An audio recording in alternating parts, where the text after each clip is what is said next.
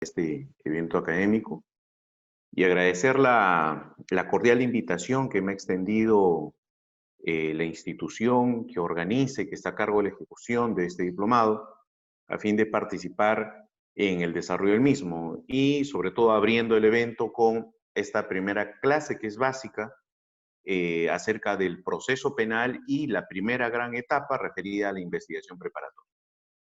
Pues bien, lo primero que tenemos que por un rigor académico señalar es el temario. ¿Qué vamos a desarrollar hoy?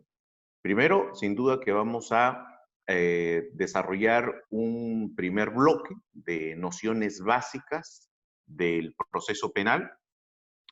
Vamos a referirnos a los principios procesales y en un segundo bloque vamos a abordar el tema concerniente al rol de los sujetos procesales, de los intervinientes en el proceso penal. Y en un tercer bloque ya nos vamos a dedicar de lleno a la etapa de investigación preparatoria. Y dentro de este tercer gran bloque vamos a abordar lo referente a las dos subetapas de la investigación preparatoria, tanto las diligencias preliminares como la investigación preparatoria formalizada. Los actos de investigación que se desarrollan, vamos a hacer un pequeño desarrollo temático de lo que son los elementos de convicción, de cargo, de descargo, los actos de investigación especiales. Pues bien, vamos entonces a comenzar. Un favor a nuestro colaborador que está administrando la plataforma Zoom, un favor, me están saliendo en la pantalla los cuadros de las personas que van ingresando. Entonces, mientras van ingresando, me sale el cuadro a mitad de la pantalla y me distrae. Salvo que mire a otro lado, no tendría que mirar a la pantalla.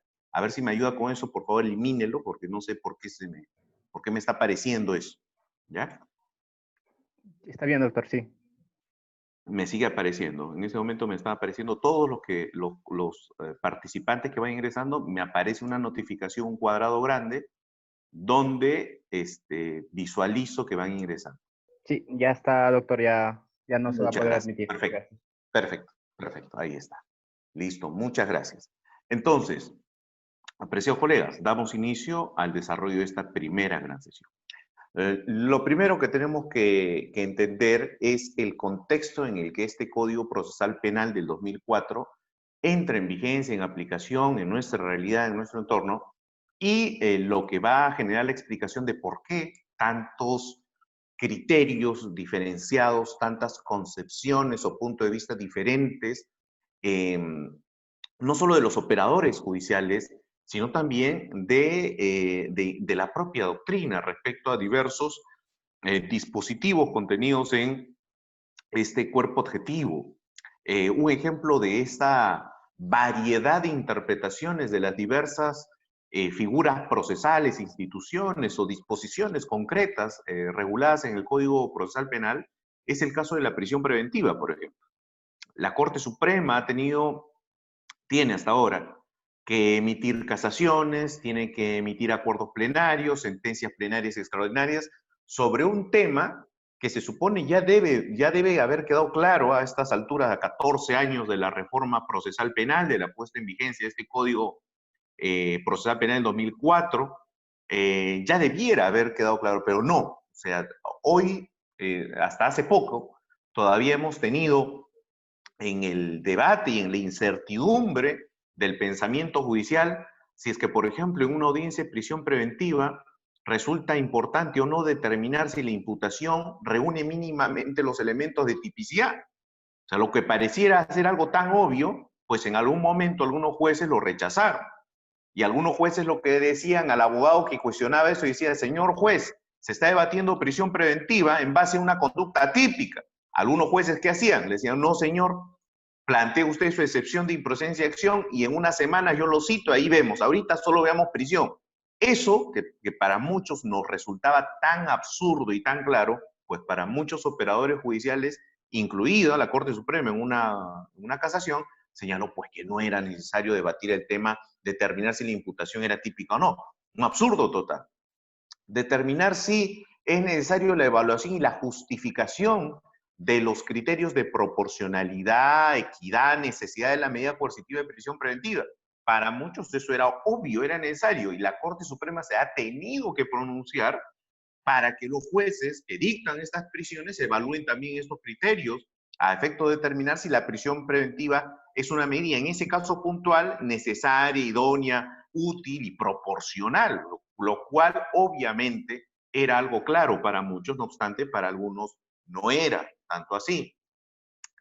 El tema de la determinación del plazo, el plazo de la prisión preventiva en casos comunes, por ejemplo, máximo 9 meses. Bueno, algunos no lo tomaban como el máximo, algunos lo tomaban como que era una fórmula automática y el fiscal presentaba un requerimiento de prisión preventiva siempre por 9 meses, sin justificar por qué los 9 meses. Si se suponía que ya en un caso común ya tenía casi todos los elementos graves, fuertes, para vincular al procesado, ¿por qué todavía pides 9 meses para continuar investigando? Y al no justificar, es ahí donde la Corte Suprema dice, bueno, tiene que también justificarse el porqué del plazo, la proporcionalidad de ese plazo. Algunos jueces no lo consideran así, daban los plazos de prisión preventiva en automático. El fiscal pedía 9 y el juez daba 9. Entonces, miren ustedes cómo es que algunas formas de interpretación, algunas perspectivas respecto a algunas disposiciones legales reguladas en este Código Procesal Penal, aún hoy sigue generando una variedad de interpretaciones, de apreciaciones. Y obviamente eso ¿a qué tiende? ¿A qué apunta? Es algo normal, sin duda, en materia legal, hacer interpretación de la norma, sin duda, pero en materia adjetiva, no sustantiva, en adjetiva, el tema de los ritos, procedimientos, plazos, debiera ser algo previsible. Y justamente este Código Procesal Penal fue dado para darle predictibilidad a la justicia penal, al procesamiento penal.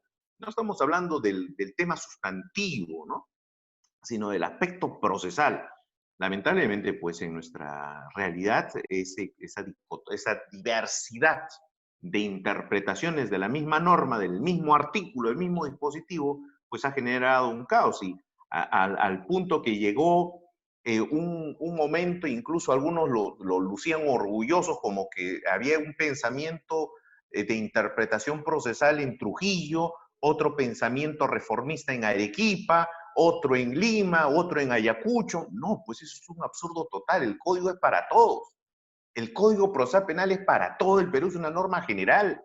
No podemos tener interpretaciones en un distrito judicial en Trujillo diferente al de Huacho, diferente al de Lima, al de Ayacucho, el de Huancayo. Eso es un absurdo total que lamentablemente se ha estado generando y es un tremendo error. La Corte Suprema ahí ha tratado tremendamente, con grandes esfuerzos, de unificar criterios. Y ahí justamente, a partir de ahí, quiero comenzar esta primera clase, porque tenemos que ser conscientes de lo que la ley establece, pero también de lo que el contexto, la realidad nos permite para aplicar lo que la ley establece. Entonces, ¿cuál es ese contexto, esa realidad en la que los operadores intervinientes en el proceso penal deben de aplicar este marco normativo? Estamos hablando de los fiscales, los policías, los jueces, los procuradores, los abogados, los defensores públicos, ¿sí? O sea, ¿en qué contexto se va a litigar? Bueno, es un contexto no pacífico. Este Código Procesal Penal es dado siguiendo el Código Procesal Modelo para Iberoamérica, que data de la década de los 90, inicio de los 90. Recordemos que incluso el Perú ya en los 90 quería incorporar ese nuevo proceso penal, no se pudo por diversos factores políticos. Y este modelo de Código Procesal Penal que aspira a un sistema acusatorio, dejando de lado el sistema inquisitivo, y que dentro de sus grandes postulados lleva aparejado un criterio, un diseño constitucional del proceso penal. Este proceso penal tiene un diseño constitucional, lo cual no es otra cosa que está basada su normativa, su reglamentación, sus plazos, sus instituciones, sus presupuestos y demás, está basado en el respeto de derechos fundamentales. Eso es que un Código Procesal Penal tenga un diseño constitucional. Está basado en el respeto de derechos constitucionales, que son garantías mínimas que un Estado debe ofrecer, debe permitir para aquella persona que es sometida. Nadie se escapa del sometimiento, de la persecución penal de parte del Estado. Entonces, frente a esa labor, esa función de persecución y posteriormente de imposición de sanción, de ser el caso, a ese ciudadano sometido a la investigación, sometido al procesamiento, a quien se le va a imponer una sanción cuando corresponda, se le tiene que garantizar un proceso empapado, cubierto de garantías que le permitan, obviamente, un procesamiento justo, en igualdad de condiciones, con respeto a su integridad, a su dignidad humana y demás, que es lo mínimo que la Constitución exige. Entonces, este Código Procesal Penal aspira a eso. Y dentro de ese conjunto de objetivos, a efectos de garantizar un procesamiento civilizado, ¿sí? O sea, que a la persona no le pisen la cabeza cuando lo detienen, que no lo exhiban como si fuera un animal salvaje frente a todos los medios periodísticos, que apenas está investigado tilden delincuente las propias autoridades, que se le permita un derecho de defensa, que se le permita tener acceso a la información del proceso, etcétera. Frente a eso tenemos una realidad. Y esa realidad es una realidad complicada, nuestra realidad, la realidad peruana. Y entonces, en el caso peruano, la realidad desde sus diversos planos, lo que nos muestra es un Estado, es una sociedad conflictiva. Conflictiva. Conflictiva, ¿por qué? Por diversos aspectos. Desde el aspecto más básico, que es el cultural, el educativo, el social, el económico, hasta el aspecto referido a los índices de criminalidad en el país. Entonces, todo ello confluye a que esta norma, este Código Procesal Penal del 2004, no sea sencillo de aplicar al contexto en el que estamos. Y es por eso importante entender ese contexto para que luego, cuando desarrollemos una figura, no salga la clásica observación, ¿no? Pero, oiga, en el Perú eso no es así. Oiga, en nuestra realidad así no se hace. No, bueno, justamente para evitar ese tipo de comentarios, tenemos que ser conscientes de cuál es el contexto en el que este Código Procesal Penal se va a aplicar. Y entonces, primer gran punto de esta realidad, de este contexto social en el que el Código Procesal Penal se debe aplicar. Primera realidad, sociedad conflictiva. Una sociedad que culturalmente ha sido formada, ha sido educada y que tiene hoy una idiosincrasia, una forma de pensar colectiva, de un lado, contradictoria. ¿Por qué? Porque de un lado, nuestra sociedad en gran parte no cree en sus autoridades. Uno ve los índices de percepción, de confianza en la administración pública, el último baremo de corrupción desarrollado por Transparencia Internacional, y lo que va a notar es que la sociedad, los miembros de la sociedad, los ciudadanos, no creen en sus autoridades. Primero, no creen en sus autoridades. Entonces, esto que genera un peligro tremendo para una sociedad democrática. ¿Por qué? Porque cuando el ciudadano no cree en sus autoridades, sobre todo en el sistema de administración de justicia penal, lo que el ciudadano hace es toma justicia por su propia mano, un mecanismo de autotutela, lo cual ya ha sido superado, ha sido proscrito.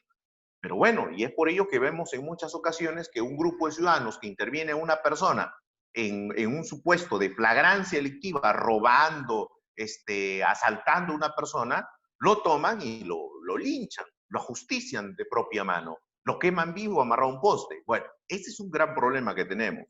Eso es uno.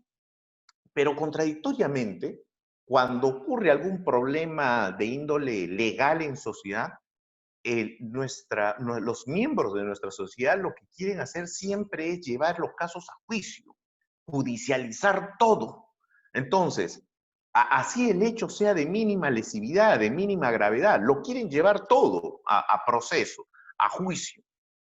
tendemos a judicializar ello, dejando de lado una de las grandes propuestas que este Código Procesal Penal trae, que es el de los mecanismos de solución anticipada de conflictos, los mecanismos de resolución de conflictos en materia procesal penal, que básicamente tienen que ver con acuerdos reparatorios y principio de oportunidad o terminaciones anticipadas. Pero en muchos casos, quien se considera agraviado de un hecho punible de menor jerarquía, de mínima lesividad, pues no quiere llegar a ningún acuerdo. Lo que quiere es llevar a proceso al sujeto y ya en el proceso se verá. O sea, no quieren llegar a ningún acuerdo, pese a que se les explica que es mucho más conveniente un buen acuerdo, porque en procesos penales las reparaciones civiles son bastante exiguas, etcétera. Pese a todo ello, no. Se niegan a acordar con aquel que les ha causado algún agravio. Así que, entonces tenemos esa idiosincrasia de un lado, una idiosincrasia que no confía en sus autoridades, pero del otro lado, que siempre prefiere llevar a proceso los casos donde se resulta agraviado. Y ahí hay otro dato adicional. El pensamiento inquisitivo. Somos una sociedad con pensamiento inquisitivo. A todo le ponemos prisión preventiva, a todo caso sospechoso lo queremos ver al involucrado preso y cumpliendo una condena. Esa es la sociedad que tenemos y obviamente esto en gran parte ensalzado, avivado el fuego por muchos medios de comunicación. O sea, hay muchos medios de comunicación sensacionalistas que ya prácticamente lapidan a una persona sospechosa en un caso mediático, ya lo tildan de delincuente, lo tildan de autor de un delito y prácticamente ya terminan condenándolo con los periodistas hoy, que más que periodistas y consultores hacia afuera, lo que son, constituye básicamente una labor de opinólogos. Entonces, hoy un periodista es un opinólogo, alguien que en lugar de consultar, indagar e investigar, lo que hace es plantear una afirmación sobre algo y más aún, si es que el periodista considera que la persona involucrada en un hecho extraño es responsable, el periodista sí lo plantea y exige sanción, exige prisión. Obviamente ese tipo de opiniones mediáticas genera olas, corrientes de opinión, y es ahí donde la sociedad también se suma a eso, se indigna con ello, y solicitan, pues en la mayor parte de casos de noticias de hechos criminales, pues ya se tiene por culpable al involucrado o al sospechoso, y se exige pues que esté en prisión preventiva. Así el delito sea menor, que esté en prisión preventiva para que no repita, para que aprenda, ¿sí? Entonces, tenemos ese contexto de idiosincrasia social que para nada ayuda ni tiene que ver con lo que el Código Procesal Penal apunta, ¿sí? O sea, ya ahí tenemos un problema de aceptación y adaptación social con lo que el Código Procesal Penal del 2004 apunta. Otro problema, el contexto económico, social, que también es complicado. ¿Por qué? Porque el crimen en realidad, la gran cantidad de crímenes, me refiero a sobre todo delitos contra el patrimonio, entre los cuales vamos desde el hurto simple, el hurto agravado, el robo, las apropiaciones ilícitas, las usurpaciones, estafas y demás, encuentran un nicho adecuado en sociedades con escaso desarrollo económico. Ojo, la sociedad peruana es una sociedad en donde desde la administración pública se manejan recursos, hay recursos. Es un país con recursos naturales rico, pero lamentablemente a niveles de desarrollo nuestra sociedad está atrasada. Estamos en condición de un país tercermundista. Claro, hoy la teoría nos conoce como países en vías de desarrollo, pero la verdad es que somos países del tercer mundo, países de la región, incluido obviamente el Perú. Y en ese contexto, el crimen obviamente se desarrolla, encuentra nichos, sean delitos contra el patrimonio cometidos por particulares o delitos contra la administración pública, cometidos por funcionarios públicos y con la complicidad de empresarios. Ese contexto, a su vez, complica también la aplicación de este Código Procesal Penal, porque el avance de las formas de criminalidad muchas veces deja desfasado el empleo de ciertos procedimientos o de figuras o instituciones procesales que terminan siendo rebasadas en relación a los resultados que para el crimen generan sus nuevas modalidades. Y el crimen justamente se vale del contexto social, del sistema en el que se desarrolla.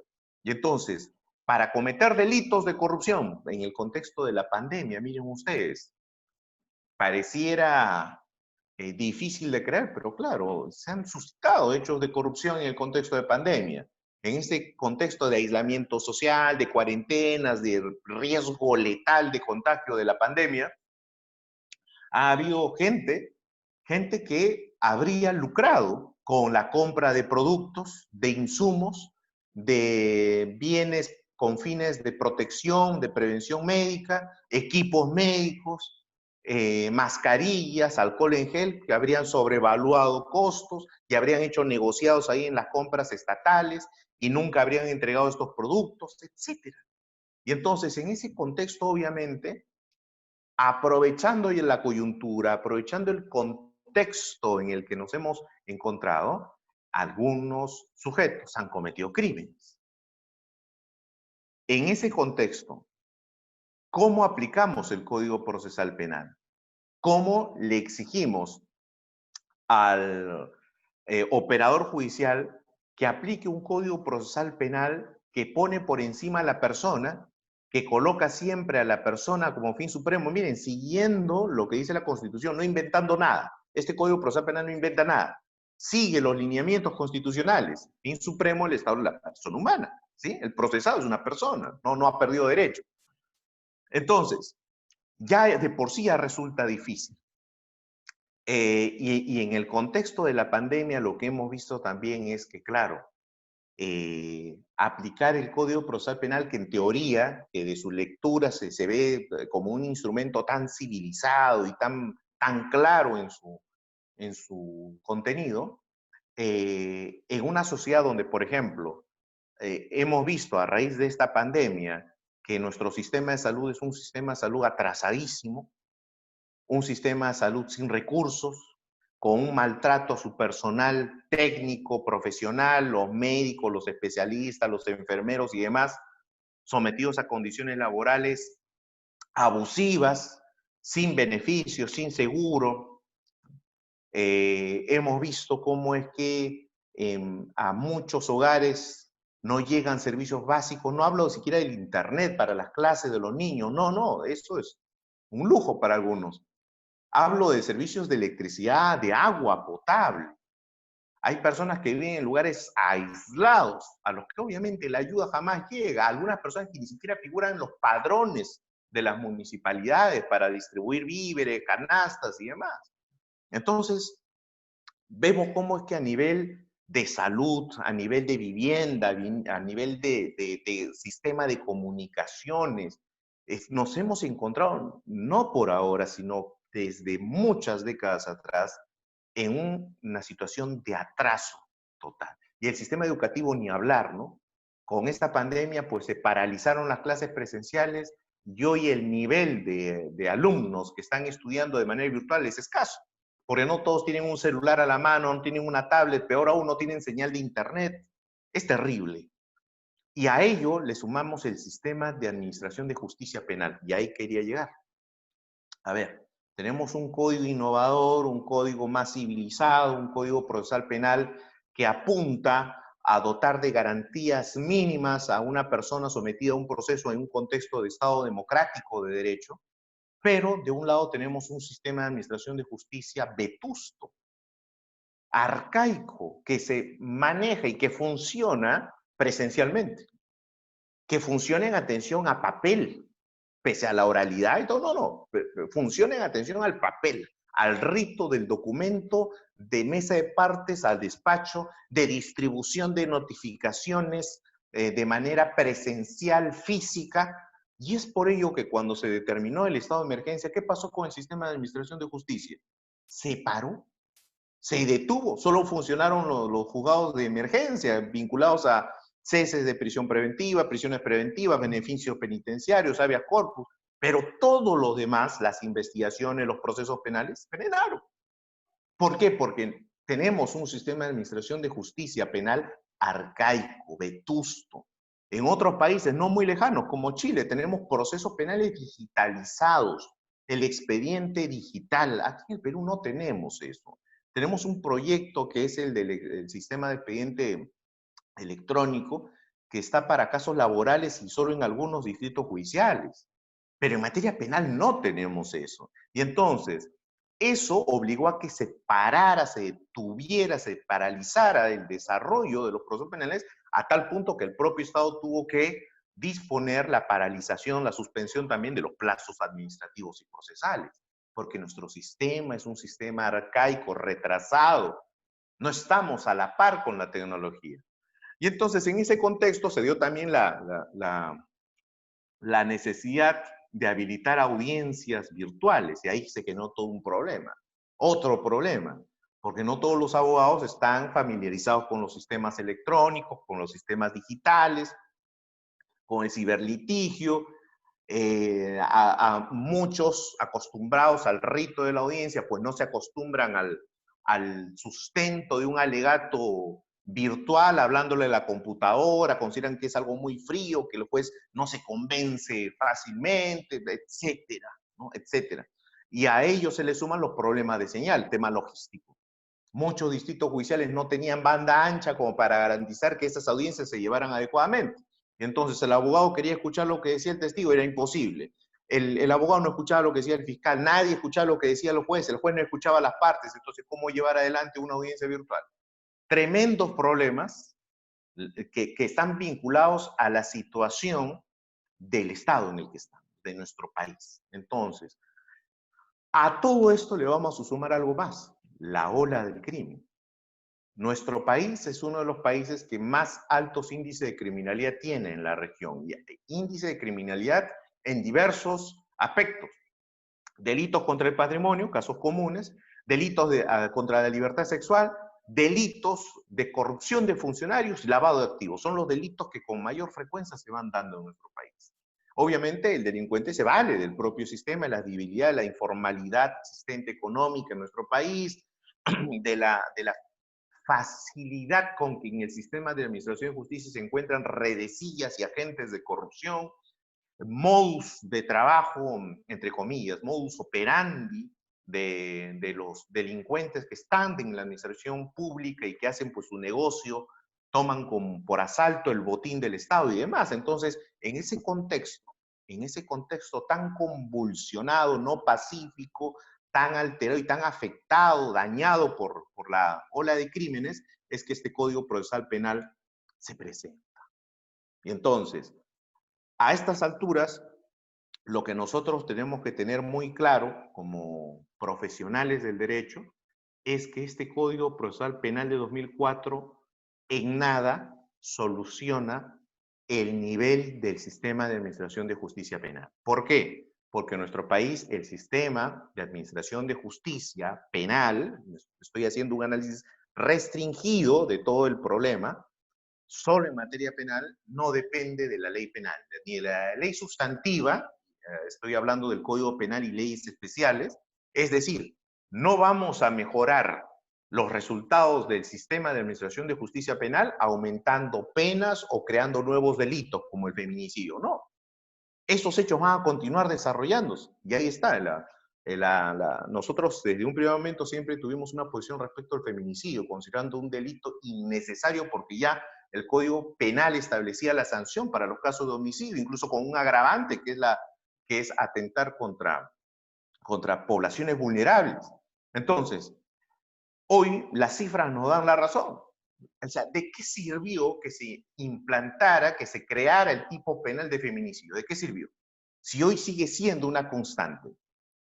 A eso nos referimos. La ley penal, la norma sustantiva que incrementa penas, que crea delitos, que tipifica nuevas conductas, no abona, no ayuda a mejorar el sistema de administración de justicia penal. Y la norma adjetiva, la norma procesal, de nada sirve si es que no va acompañada de un conjunto de reformas políticas. En el caso peruano, el Código Procesal Penal sería de utilidad para mejorar la dinámica procesal, la forma en que los procesamientos se dan, si hubiera presupuesto, es lo primero. Si hubiera presupuesto. Lamentablemente no hay presupuesto y no se da presupuesto.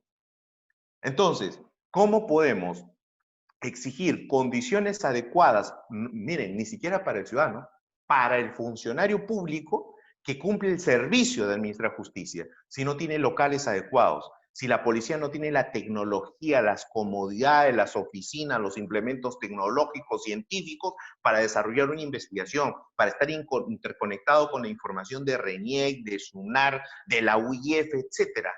Si no hay esa interconexión estatal. Hasta hace poco, las entidades públicas pedían al ciudadano que presentara para trámite su DNI, pero ¿por qué la entidad pública le tiene que pedir al ciudadano su DNI si la entidad estatal ya tiene esa información? Hasta hace poco, incluso en muchos lugares, en muchos distritos judiciales, la fiscalía le tiene que pedir mediante oficio documentos a ciertas entidades para que le den información, siendo entidades públicas las dos. ¿Por qué no hay un sistema interconectado? Esa falta de tecnología, de acceso a información, dilata las investigaciones, las torna difíciles. Presupuesto para contratar más personal, presupuesto para especializar al personal. No es lo mismo investigar un caso de homicidio que investigar un caso de lavado de activos con 100 personas jurídicas involucradas. No es lo mismo investigar un caso de colusión agravada a alta escala, en el caso Odebrecht, donde hay procesos de contratación de licitaciones, concesiones, APP, etcétera, que investigar un caso de lesiones. Los operadores necesitan especialización. Y no estamos hablando solo de las cabezas de despacho, sino los adjuntos, los jueces, los fiscales, los defensores públicos, etc. Se necesita especialización, se necesita contar con más personal. La carga procesal rebasa las posibilidades humanas, que tienen los operadores para trabajarlas. Entonces, hay un conjunto de aspectos que justamente impiden un adecuado desarrollo del proceso penal y sobre todo entender que la norma procesal es insuficiente para mejorar ese sistema de administración de justicia penal. ¿Ya está? Entonces, estimados colegas, en ese contexto así de complicado, así de conflictivo, es que vamos a aplicar e implementar este Código Procesal Penal. Muy bien, entonces, dicho esto, vámonos a los principios del proceso penal. Y cuando hablamos de los principios del proceso penal, vamos a ir aplicándolos ya a la investigación, ¿de acuerdo? Este Código Procesal Penal se da atendiendo al respeto de derechos fundamentales. Y dentro del respeto de derechos fundamentales se establece una necesidad. ¿Cuál es? Que justamente diferencia el sistema acusatorio del sistema inquisitivo. ¿Cuál es esa necesidad? De que el ciudadano sea juzgado, su condición procesal, su jurisdicción jurídica en el proceso, sea determinada por un tercero imparcial, En el sistema inquisitivo eso no existía. En el sistema mixto eso se vulneraba. En el sistema acusatorio se busca, justamente se caracteriza por contar con un sujeto imparcial. En el caso peruano esto fue muy claro. El proceso penal sumario, decreto legislativo 124, que surge en los años 80, a fin de descargar los despachos judiciales que estaban sobresaturados en atención a ese proceso ordinario que fue creado como si fuera pues una secuencia de procesos infinitos, de procedimientos infinitos, que es el proceso ordinario establecido en el Código de Procedimientos Penales de 1940, ¿sí? Entonces, miren, 40 años después, en los años 80, dijeron, no, este proceso ordinario de verdad aplicado a todo, pues nos está generando problemas, estamos saturadísimos. ¿Qué hay que hacer? Hay que inventar, hay que ser innovadores y diseñar un proceso especial para casos de menor gravedad que nos reduzca los plazos y podamos resolverlos rápidamente. Muy bien, ¿en qué consistió la gran innovación? El proceso ordinario tenía dos grandes etapas, a nivel de proceso judicial. La instrucción, que era la fase en la que el agente fiscal, el agente del Ministerio Público, le llevaba al juez un caso, el juez abría instrucción, es decir, el juez iniciaba una investigación judicial, el juez tomaba declaraciones preventivas, instructivas, testimoniales, hacía confrontaciones, hacía careos, ordenaba pericias, hacía constataciones, etcétera, ¿sí? El juez, y luego ese juez le pasaba todo lo que había actuado, se lo pasaba a la sala. Y la sala llevaba adelante el juicio oral con el dictamen acusatorio de la fiscal. Ahí está. Y en el juicio oral, obviamente, se actuaba la prueba y se emitía la sentencia. Ese era el proceso ordinario. ¿Qué hicieron en los años 80 para reducir eso? Bueno, vamos a volarle, dijeron. La gran innovación fue, vamos a volarle, vamos a desaparecer la segunda etapa, es decir, juicio oral. No, juicio oral por gusto ya. No sirve el juicio oral. Lo eliminamos y solo queda la instrucción. Entonces, con lo que el juez investiga, es el mismo juez que sentencia. Esa fue la gran innovación. Entonces, el investigador, el instructor, no solo desarrollaba actos de investigación, sino que al final de su investigación él mismo sentenciaba. Ya, eso, señores, claramente era anticonstitucional. ¿Por qué anticonstitucional? Porque no era posible que las dos grandes funciones del Estado en materia penal, la función persecutora, la función de persecución del delito y la función de decisión, la función sancionadora, estuvieran concentradas en un solo ente, porque eso rompía, quebrantaba el principio de imparcialidad. Y uno dirá, ¿pero por qué?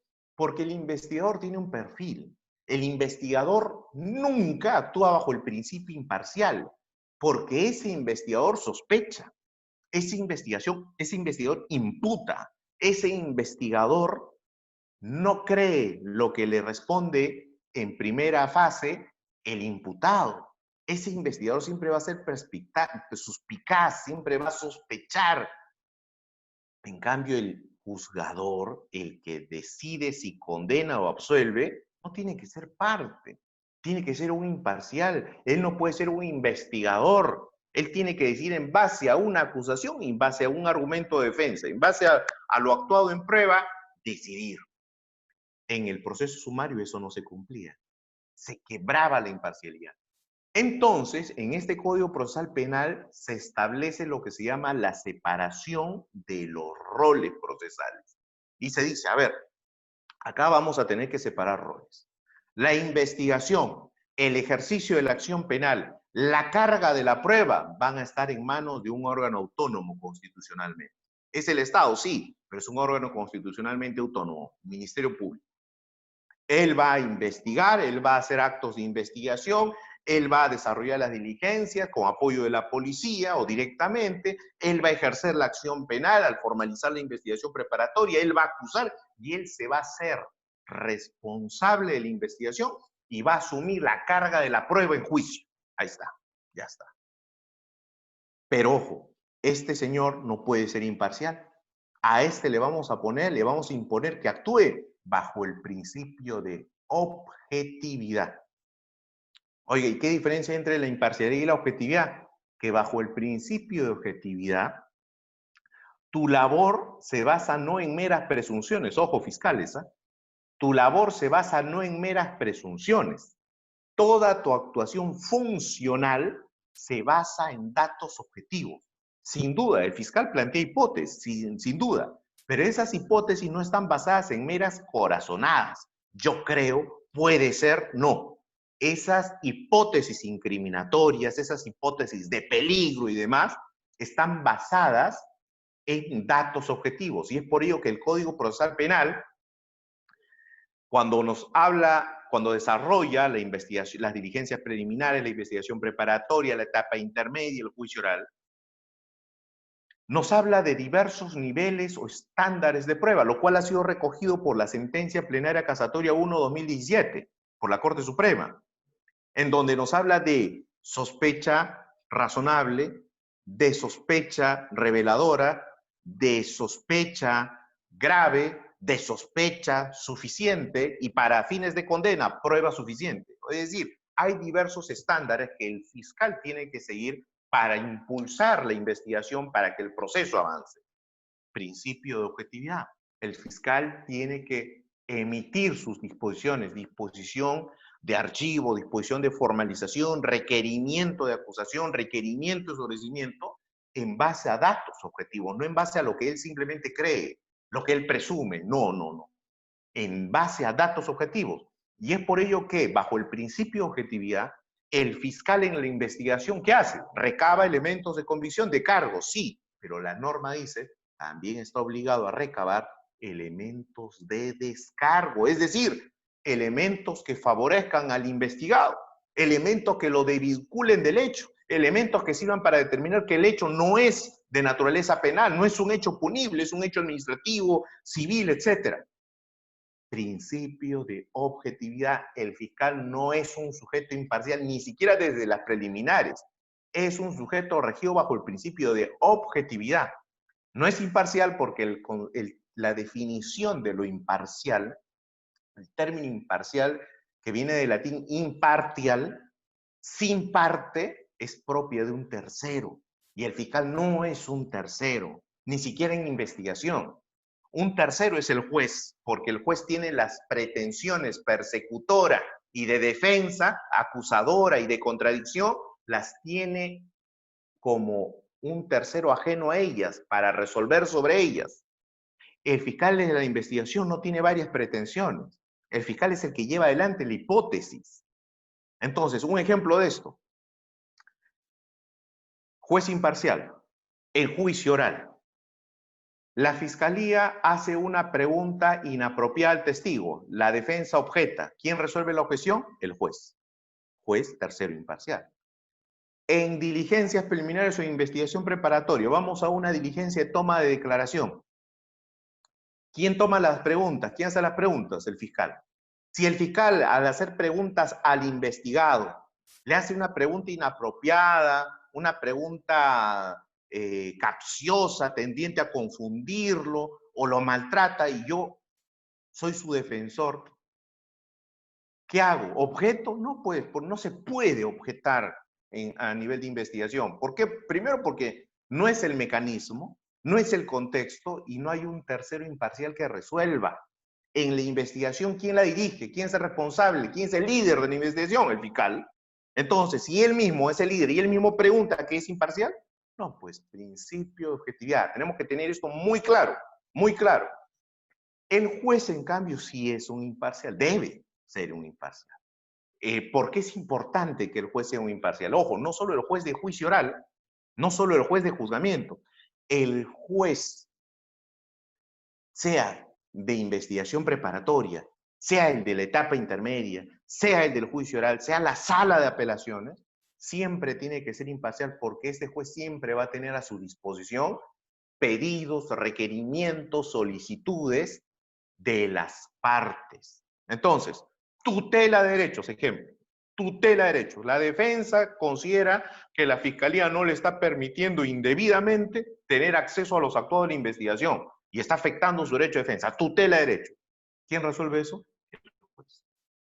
El juez cita a la defensa, cita al fiscal, no al policía, cita al fiscal, director de la investigación, y escucha los argumentos, ve si la defensa ha logrado precisar cuál es el acto abusivo, irregular, cuál es el derecho afectado, cuál es el agravio que está sufriendo, cuál es el requisito de procedencia y cuál es la solución al caso. Ahí está. Ah, muy bien. Fiscalía, ¿qué tiene que decir al respecto? Le dice el juez, el fiscal ve si tiene justificación o no lo que hizo, si es cierto o no lo que dice la defensa, y en base a ese debate, el juez resuelve. Tercero imparcial desde la investigación, miren, control de plazo.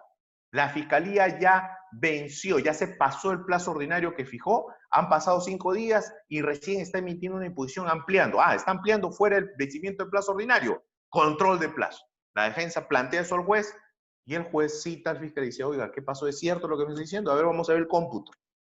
¿Quién resuelve? El juez, tercero imparcial.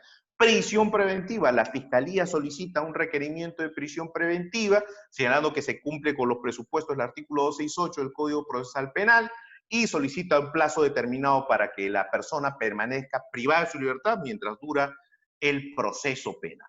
Se escucha la defensa, algo que decir al respecto, debate, ¿quién decide? Tercero imparcial. Control de acusación, tercero imparcial. Juicio oral, tercero imparcial. Esto es importante, esta es una garantía que permite a la ciudadanía saber que no por presión mediática, no por simplemente afanes políticos de desaparecer o inhabilitar a adversarios políticos, el gobierno de turno va a usar a la fiscalía para eliminar opositores políticos, sino que teniendo un imparcial, un tercero, se va a garantizar que los procesos sean debidos. Por eso se llama debido proceso. Que los procesos sean justos, que los procesos sean de acuerdo a ley, que avancen en base a prueba, no en base a presunciones. ¿Sí? Entonces, ese imparcial es vital para el proceso penal. Es un principio básico, el principio de imparcialidad. Pero esa imparcialidad se quiebra en nuestra realidad cuando vemos compadres desde el Estado. ¿Cómo es esto? Cuando vemos que juez y fiscal son grandes amigos, que cenan juntos, van a conciertos juntos, que hacen fulbito juntos, que han estudiado juntos y lo peor, que trabajan juntos, trabajan entre comillas, es decir, trabajan en pareja. Cuando vemos esos casos en donde prácticamente el juez le enmienda la plana al fiscal, en donde el juez subroga la labor fiscal, en donde el juez falla simplemente haciendo un control C y un control B de los requerimientos, copiando literalmente lo que dice la fiscalía, sin hacer un análisis profundo, sin contraponerlo con lo que dice la defensa, sin evaluar si en la audiencia sustentó bien, si simplemente leyó en la audiencia, el principio de imparcialidad se quiebra. Señores, y eso hay. No podemos taparnos los ojos, no podemos cubrir el sol con un dedo. Hay casos donde lamentablemente en el país muchas veces la idiosincrasia de algunos operadores jurídicos es, no, a ver, fiscal, yo juez y tú somos, los dos somos magistrados, los dos somos parte del Estado, vamos de la mano. No, se quiebra el principio de imparcialidad. El juez no puede ser un aliado del fiscal. El fiscal sí puede ser anticorrupción, el fiscal sí puede ser antilavado, antiterrorismo, pero el juez no es anti. El juez es un imparcial, es alguien que evalúa los planteamientos de la fiscalía. No le puede enmendar la plana, no es un ayudante del fiscal, el juez no es un investigador, pese a que muchos jueces no están de acuerdo con esta posición. Porque muchos jueces dicen, no, pero es que el juez no puede ser un sujeto pasivo, el juez tiene también que buscar. Bueno, ahí yo no estoy de acuerdo. El juez con este sistema no es que busca el esclarecimiento de los hechos. Con este sistema el juez lo que debe hacer es exigirle al encargado de la probanza, al encargado de la persecución penal, que demuestre su planteamiento. Esa es la posición que asumo y que considero debiera ser. Lamentablemente nuestra idiosincrasia no está aún a lista como para entender esto, ¿no? Ya les expliqué, el contexto es muy, muy difícil. Entonces, principio de imparcialidad, y esto tiene que ver con la distribución de los roles. Otro principio importante y aplicado directamente a la investigación es el referido al principio de objetividad, que lo hemos desarrollado hace poco. Por el principio de objetividad se establece que el representante del Ministerio Público tiene que obrar, tiene que desarrollar sus actos funcionales, sean de archivo, de formalización de investigación preparatoria, de requerimiento sobre cimiento, de requerimiento acusatorio, de requerimiento de medidas coercitivas, de desistimiento, etcétera, siempre tiene que tomar esas decisiones basadas en datos objetivos. Datos objetivos. La única oportunidad que tiene un fiscal para proceder funcionalmente sin tener siquiera un dato objetivo, ¿saben cuál es? La disposición número 1, cuando dispone la apertura de diligencias preliminares. ¿Por qué? Ocurre lo siguiente. El fiscal puede abrir diligencias preliminares de oficio o a petición de un ciudadano, sea persona natural o una persona jurídica. Esto se llama denuncia de parte, que puede ser escrita o verbal o por acta. Y entonces, En ese momento, lo que no debe ocurrir nunca es que el fiscal le exija al denunciante que ofrezca medios probatorios, que le exija para aceptar su denuncia medios probatorios. No. ¿Por qué? Porque estamos en materia penal. No estamos en materia civil donde hay una acción privada y donde el demandante obviamente tiene que acompañar, anexar a su demanda sus medios probatorios. En materia penal no ocurre eso. En materia penal basta lo que en doctrina, en teoría del proceso se denomina la notitia criminis, la noticia del presunto hecho criminal. Y basta con que esa noticia llegue a la autoridad respectiva, policía o fiscalía. Y entonces, ¿quién es el obligado de conseguir justamente el material probatorio sobre ello, sobre si ha ocurrido o no el delito, sobre si el denunciado es o no responsable, sobre si es cierta o no la denuncia? ¿Quién? La autoridad policial y fiscal. El policía ni el fiscal le pueden decir al denunciante, a ver, denunciante, prueba lo que dices. No, porque justamente esa es su labor, ese es su rol funcional. Investigar, ellos tienen que investigar, ellos tienen que indagar. Entonces es ahí donde la norma procesal correctamente dice, a ver, fiscal, no necesitas medios probatorios, tú lo único que tienes que analizar para determinar si abres o no unas diligencias preliminares, ¿qué cosa es? El tenor de la denuncia. Es decir, si de la narración de los hechos, del aspecto fáctico de la denuncia, se desprenden hechos que se adecúan, que se subsumen a los elementos del tipo. Es un juicio de tipicidad teórico. Solo la narración, no la probanza, solo la narración de la denuncia con la adecuación a algún tipo penal. Es más, al denunciante ni siquiera se le exige que precise el tipo penal. ¿Por qué? Porque el denunciante no es abogado, no es letrado, no es experto en derecho. Es el fiscal quien tiene que ver si esos hechos narrados se adecúan o no en el tipo penal. El mismo criterio para la apertura de oficio. El fiscal está en su casa, ve un programa televisivo de una denuncia de presunta corrupción en el estado de pandemia y dice, ah, no, acá este hecho podría ser negociación incompatible. No, este hecho podría ser colusión. Ah, bueno. Y el fiscal que está de turno abre en base a esa noticia, abre una diligencia preliminar de oficio. Ni siquiera está probando nada, simplemente está evaluando los hechos y está haciendo una subsución teórica con los elementos de un tipo penal. Y va a investigar. Solo en ese supuesto no se le exige al fiscal actuar en base a datos objetivos, porque es una sospecha inicial. Es redundante hablar de una sospecha inicial. La sospecha siempre es inicial.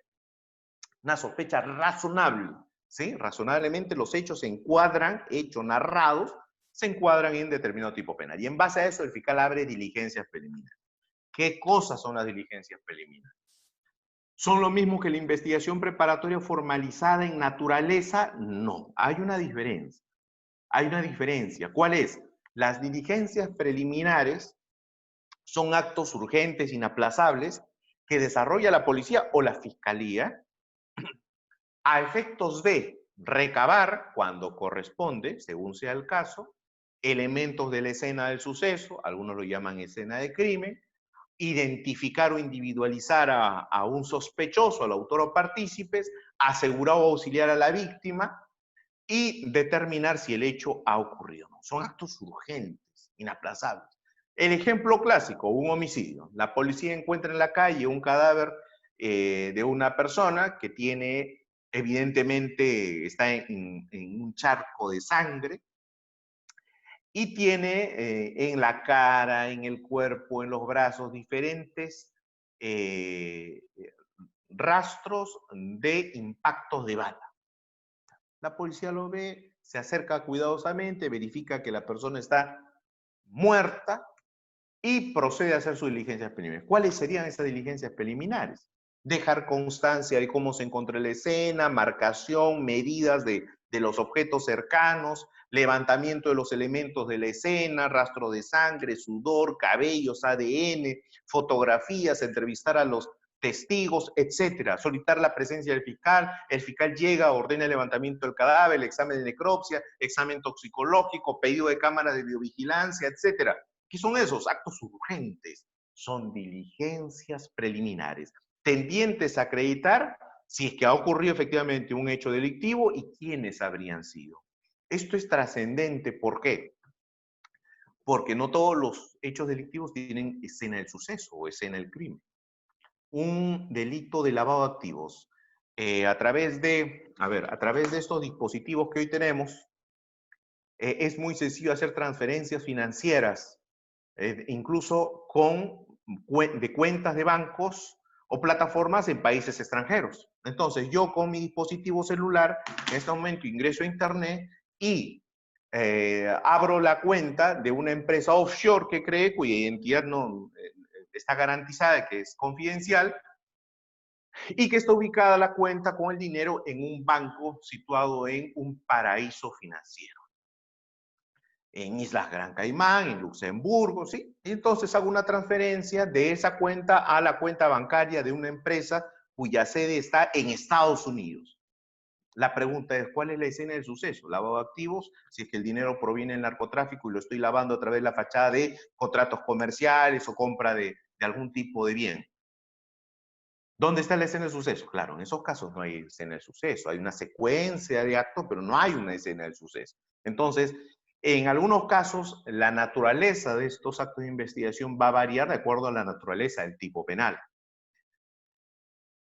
Es importantísimo que al final de las diligencias preliminares se tenga en cuenta, se tenga muy claro que el nivel probatorio, el nivel de los elementos de convicción que se va a encontrar es un nivel mínimo. Es lo que el Código Procesal Penal llama indicios reveladores. Indicios reveladores.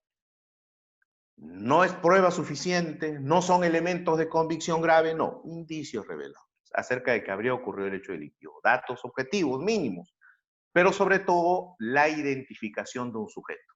Identificación, no probanza responsabilidad, sino identificación, vinculación con un sujeto sospechoso. ¿Y esto por qué? Porque después de las diligencias preliminares el fiscal va a tener que decidir, ¿qué hago? A ver, archivo, aplico principio de oportunidad, reserva provisional de la investigación, acusación directa o formalización de investigación preparatoria. Si voy a formalizar la investigación preparatoria, si voy a formalizar y continuar con la investigación preparatoria, voy a abrir ahora sí el proceso judicial, todavía no estoy en proceso judicial en diligencias preliminares, su nombre lo dice, son previas al proceso judicial preliminares, pero cuando formaliza la investigación preparatoria el fiscal ejerce la acción penal pública. Y esa acción penal pública no puede ser contra los que resultan responsables, tiene que ser contra persona individualizada. Por eso es tan importante que en las diligencias preliminares haya hallado sospechosos, con nombre, con apellido, que los haya individualizado, porque si no, no puede ejercer la acción penal. Si ha conseguido estos indicios reveladores, el fiscal formaliza la investigación preparatoria, dispone que va a continuar, se la comunica al juez y prosigue. Y es ahí, en esa investigación preparatoria formalizada, que una vez comunicada, ya se abre el proceso judicial, ya estamos en un proceso judicial. Y es por ello que a partir de ahí, el fiscal, ¿qué puede hacer? Requerir medidas coercitivas, intraproceso, como la prisión preventiva. El fiscal, ¿qué puede hacer? Puede solicitar al juez la incorporación de persona jurídica. El agraviado puede solicitarle al juez su constitución como parte civil. Parte, miren, parte. Ya estamos en proceso judicial, ya hay partes. ¿Sí? El defensor del imputado. Ahora, ¿qué puede hacer? Puede atacar la acción penal. ¿Cómo? Artículo 4, 5, 6. Cuestiones previas, cuestiones prejudiciales, excepciones de improcedencia de acción, de cosa juzgada, de amnistía, de prescripción. Se abre ese abanico de posibilidades porque el proceso judicial ya se abrió. El fiscal continúa investigando, pero ahora vamos a tener un juez que controle todos estos requerimientos y todas estas incidencias mientras el fiscal continúa con su investigación. La investigación preparatoria formalizada consiste en desarrollar actos de investigación adicional, pero ya no con el objetivo de encontrar más adelante más indicios reveladores. Ya no, eso no bastará. Al final de la investigación preparatoria, el fiscal que tiene que haber recogido, si es que pretende proseguir con el proceso y pasar a etapa intermedia vía acusación, tiene que haber conseguido elementos de convicción suficientes. Un nivel probatorio mucho más alto incluso que los elementos de convicción graves que se exigen para la prisión preventiva. Muy bien. estimados colegas, hemos hecho un recorrido bastante sucinto y bastante rápido de los principios procesales, del proceso penal, de los roles de los sujetos procesales y de la investigación en este nuevo proceso penal, que bueno, que ya no tan nuevo, 14 años de vigencia desde su aplicación como plan piloto en el Distrito Judicial de Huaura, ya por el año 2006. Así que el contexto es importante entenderlo a efecto de saber cómo es que vamos a aplicarlo. Espero que lo dicho haya sido de mucha utilidad y conmigo es hasta aquí. Si hubiera alguna pregunta, aprovechamos unos minutos para poder absolverlas. Muchas gracias. Gracias, doctor. También informar a los participantes que hay una opción de levantar la mano para accederles, para darles pase a su micrófono. Si en caso tienen consultas, preguntas.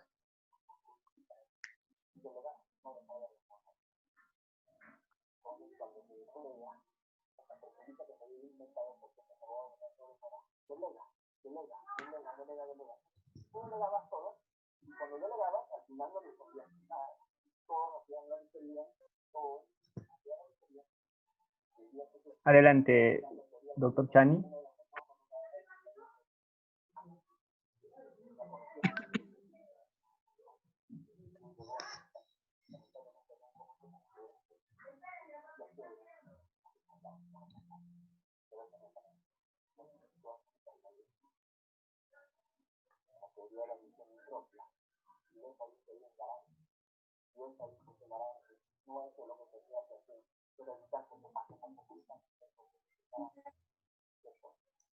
Adelante, doctor Renato. Aló, buenas noches. ¿Me escucha, doctor Salas? Buenas noches, doctor. Sí, perfectamente. Doctor, muy buenas noches. Quiero hacer una consulta. Mire, yo justo en el año 2004 ya acabé la universidad y estuve con el tema del procedimiento antes de que entre en vigencia, ¿no?, con el nuevo Código Procesal Penal de 2004 para adelante. Mi pregunta es la siguiente. En la actualidad, me enseñaron a mí que había dos procedimientos, ¿no?, el ordinario y el sumario. En la actualidad, ¿sigue eso o es solamente hay un solo procedimiento penal, doctor? Muchas gracias por su pregunta, doctor. Es sumamente importante, efectivamente. Con la antigua legislación, con el Código de Procedimientos Penales del 40, existía el proceso ordinario, que tenía instrucción más pleno, más plenario, que era el juicio oral. En los años 80, con el decreto legislativo 124, aparece el proceso sumario, que solo era instrucción y sentencia. Con la dación de este Código Procesal Penal del 2004, desaparecen esos procesos y se crea un proceso, por eso se llama proceso penal común, aplicable a todos los delitos, que tiene investigación preparatoria, etapa intermedia y juicio oral en primera instancia y una apelación en segunda instancia en la sala de apelaciones. Proceso penal común cuyo trámite es aplicado a todos. Y lo que sí hay son procesos especiales, pero no en relación a la estructura del proceso, sino básicamente por la calidad de los sujetos. Ejemplo, procesos de seguridad, procesos por falta, que es un tema de competencia, procesos contra altos funcionarios donde hay antejuicio, proceso de determinación anticipada, la acusación directa, que es una posibilidad dentro del proceso, en donde se salta, por eso se llama acusación por salto, de diligencias preliminares, acusación directamente cuando hay suficientes elementos. Pero el proceso es común, es único.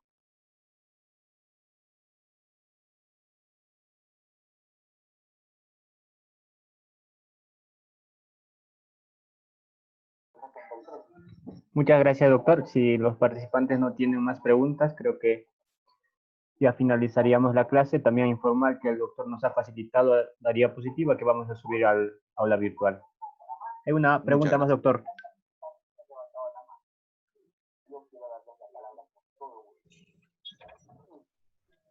Doctor Marlon, adelante. Buenas noches, doctor Salas. Buenas noches, doctor. Lo escucho perfectamente. Doctor, usted mencionó de que en las diligencias preliminares, me parece que dijo que no, ante una declaración, si es que el fiscal hace preguntas sugestivas al investigado, no se podría objetar, porque no es el mecanismo, indicó. Ante esos casos, doctor, ¿cuál sería el mecanismo o qué se podría hacer en esos casos? ¿Qué podríamos hacer nosotros como abogados defensores del investigado? Importante pregunta, doctor. Efectivamente, la objeción no cabe porque la objeción es ante un juez, ante un tercero que va a determinar si la pregunta procede o no. Obviamente el fiscal no puede hacer eso con su propia pregunta. Lo que cabe en esos casos, en caso de declaraciones a nivel policial o en caso de declaraciones a nivel fiscal, cuando no estamos de acuerdo con la pregunta que está haciendo el policía o el fiscal, lo que dejamos son constancias de observación. Señor efectivo policial, señor fiscal, observo la pregunta porque es una pregunta que es confusa, es una pregunta que es capciosa. Entonces, mi patrocinado no la va a responder. Se deja la constancia nada más. No hay el incidente de objeción y réplica. No hay ese incidente. Simplemente se deja constancia y punto. Ok, doctor, muchas gracias. Muchas gracias, doctor. Colegas, para mí ha sido un placer. Ojalá que podamos coincidir en un próximo evento académico. Felicitaciones. Muy buenas noches. Gracias, doctor. Gracias.